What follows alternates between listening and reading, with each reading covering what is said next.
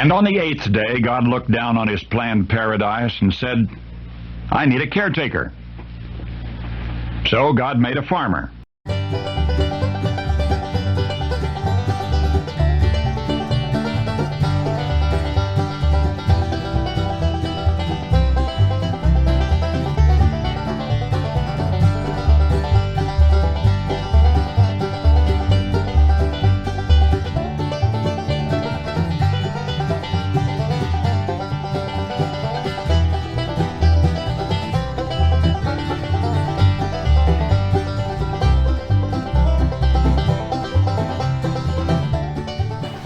Howdy folks, Darren back with you here at Cross Timbers Farm. Welcome to 8th Day Chronicles. Glad to have you with us today on this rainy day. As you can see behind me and around, the fog has socked in the mountaintops. We've had rain yesterday, about an inch. This morning's rain's kind of drizzling a little bit right now. Expecting about an inch to an inch and a half of rain tomorrow, according to the weather person. Good for our hay growth. I've been out in the test plot with my grazing stick, and I could not be happier with the progress of our spring growth. Some of our orchard grass is up over 2 foot already. The majority's not that high. The majority of walking around the hay field, the test plot here, the majority of our hay is about 16 to 18 inches. The tall fescue, the timothy, and orchard grass. The orchard grass is growing about the best of any of it. The fescue's doing well. The orchard grass has really taken off in the last week or so, as has our legumes. Our red clover is up about 16 inches. In a lot of places, other places about 12. Looking really good. I think we are going to have the earliest cutting, first cutting we've ever had on our farm this year. The green up has happened so well, and the amendments we've done to our soil and getting our pH level up to equalize the intake of all the nutrients into our cool season grasses and legumes has really paid dividends this year.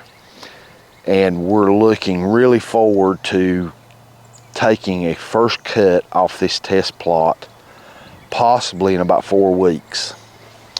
The earliest we've ever cut.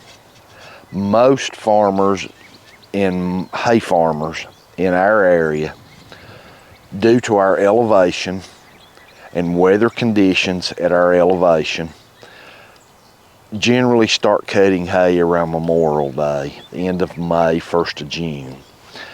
I think this year we're going to be able to cut hay off of our test plot at the very beginning of May, and our main hay field's probably about a week to 2 weeks after that, for premium quality hay. We could wait later and let the yield go up, but after that crossroads, the yield will keep climbing, but the quality will go down. We'll start getting steamy hay. It's first cut hay, and it'll start getting steamier and steamier, more fibrous, not near as palatable, not near as high in digestible nutrients, and the quality will start declining. I think we're going to be able to take a first cut of high quality premium hay off this field probably the 1st of May, somewhere in that area. Totally, every bit of that is weather dependent. So we've got our fingers crossed that the good Lord smiles on us. Our green up this spring and our spring growth of our hay has progressed so well this year that we have made a decision to not fertilize for the first cut. It's not needful right now. Cool season grasses in these conditions our test plot and our main hay fields are growing like crazy right now. The temperatures are perfect for this growth. Our soil amendments has really assisted in that growth, and we are going to hold off for our fertilizing after first cut. We will probably be fertilizing sometime mid-May, mid to late May, for our cuts after that. I think that will be a lot more beneficial and a lot more wise choice for our resources and our farm budget to produce hay through the hotter, drier months of the summer. Our orchard grass and timothy and tall fescue, red clover, ladino clover that's in our hay fields and our forages right now are looking fantastic. I can't imagine that commercial fertilize would really help as much as it will later in the summer.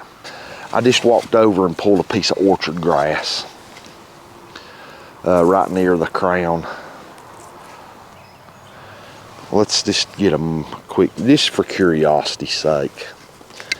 Okay, I've got it right at the tip. And let's pull this leaf down. Okay, I don't know if you can see that.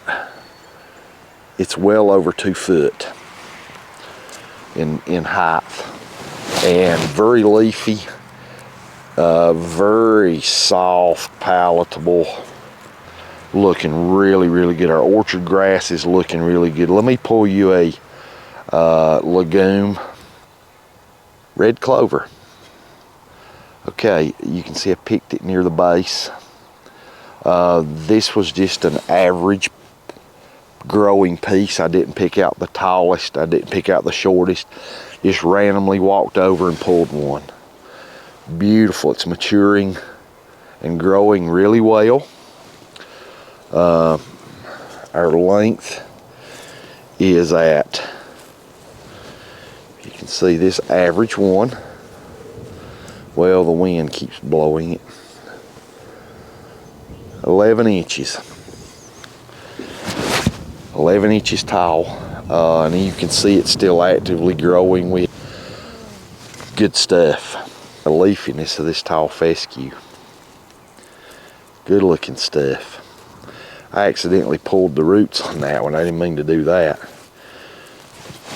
When you reach down in the crown and pull, very leafy tall fescue, extremely leafy.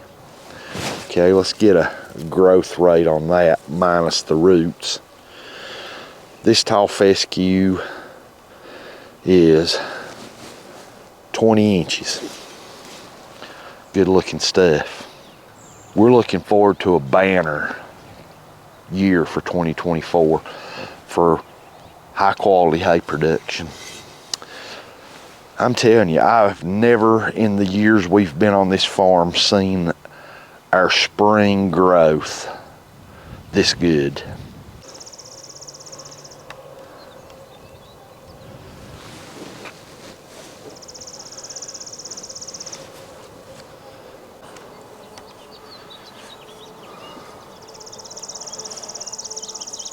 Our main hay fields are looking good as well, not as far along as our test plot.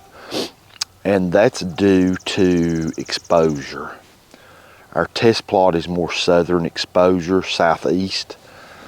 Our main hay fields are northwest exposure, and thus the growth is lagging a little behind. I think our growth's going to be almost as good back here this year, but not quite as early. So we will stagger our cuttings, which works out good for us. We can cut the test plot 1 week and wait 2 weeks later and then cut here, and that way our cuts are spread out. I got crappie fishing to do in between all these cuts. I got to be on the lake. All work and no play makes Jack a dull boy, so they say. This is from our main hay fields. Here's a piece of tall fescue. It's looking really good. You can see the growth stage peeking out right there. It's looking really good. It's probably about 12 inches.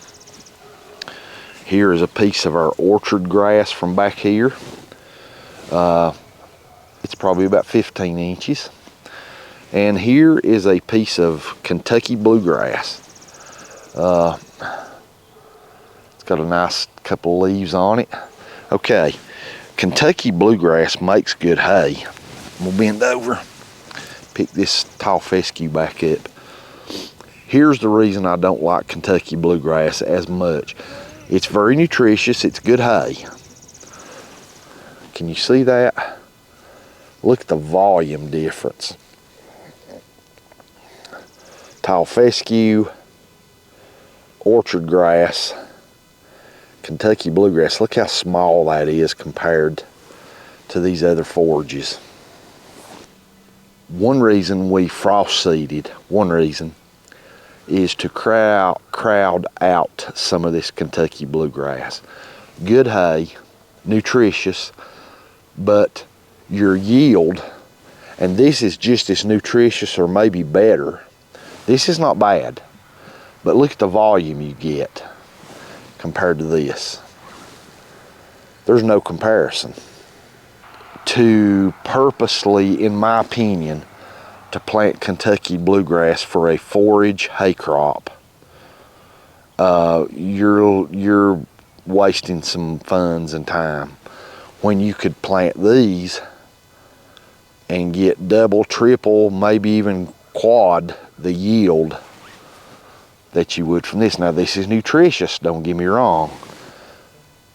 So is this, maybe a little better. And look how much more yield you're getting versus this.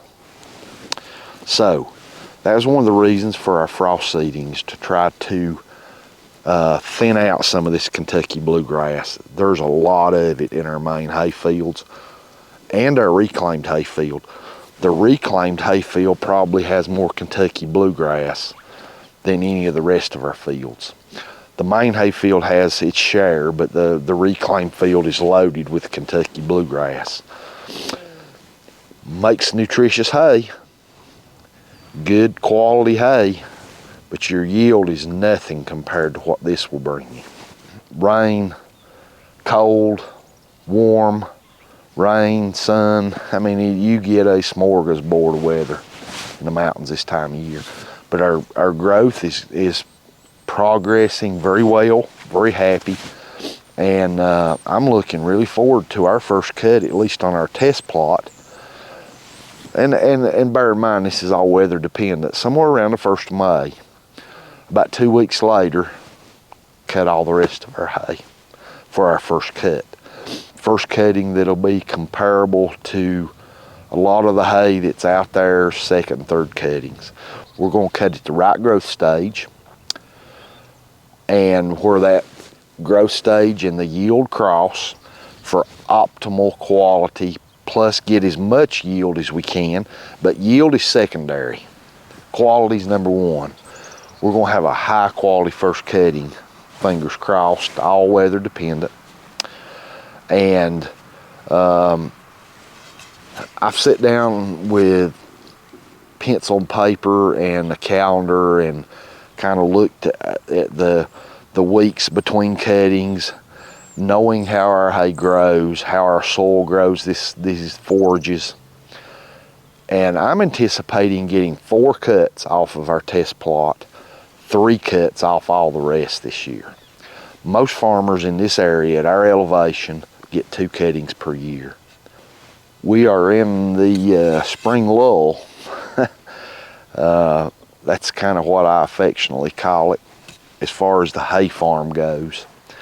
It's that time of year when you have done your liming in the winter and frost seeding and things of that nature, and now you're just waiting through April for May to get here. You're just watching the growth stage. This is the time of year that I call the April lull. If you're a deer hunter, you know what I'm talking about when I say the October lull. Well, for a hay farmer, this is the April lull. Not much happening on the farm. You're just watching your hay grow. You've already put in all the sweat equity and the work. We're waiting for time for these forages to go into the last third of the boot stage for us to cut. And while we're waiting, that's just kind of what you're doing, is waiting, keeping an eye on it every few days. Good time to go fishing. So thanks for being with us today here on the farm for this short April of 2024 hay and farm update. Not a lot going on the farm right now. We're just in that point where we're just patiently waiting and letting our sweat equity go to work, letting the good Lord bless our efforts, and really anticipating May. So we do appreciate you being with us, and if you haven't, we'd really appreciate it if you'd consider subscribing to our channel. I pray that God blesses you and your family, and hope y'all have a fantastic day.